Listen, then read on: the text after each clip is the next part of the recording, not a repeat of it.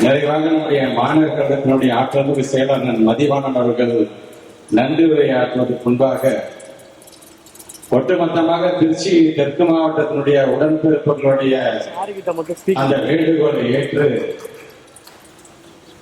தீர்மானம் 8 ஆனால் எட்டுகின்ற தீர்மானமாக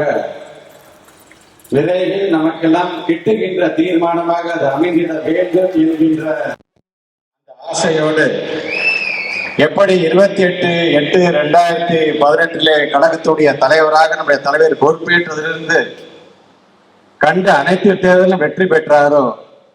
அதே போன்று 2019 நாடாளுமன்ற தேர்தலில் முதலாக பிரச்சாரத்தை மேற்கொண்டதிலிருந்து இப்பொழுது வரைக்கும் தொடர் வெற்றியை தன்னுடைய பிரச்சார யுக்திகளின் மூலமாக நம்முடைய இயக்கத்துக்கு பெற்று தந்து கொண்டிருக்கின்ற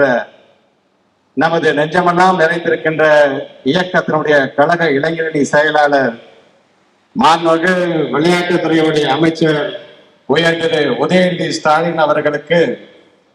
இன்றைய அரசியல் சூழ்நிலையை மனதில் வைத்தும் நாங்கள் தலைமை கழகம் வைக்கின்ற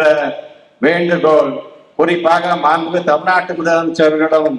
இந்த தமிழக அரசிடம் நாங்கள் வைக்கின்ற வேண்டுகோள், அவரை துணை முதலமைச்சர் பொறுப்புக்கு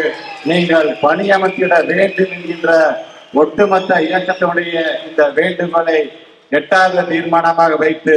அந்த தீர்மானத்தை நீங்கள் அனைவரும் உங்களுடைய கரகோஷத்தின் மூலமாக நிறைவேற்றி தாருங்கள் என்று சொல்லி இப்பொழுது நிறைவாக நமது மாநகர கழக செயலர் அண்ணன் மதிவாணன் நன்றி உரையாற்றுவார்.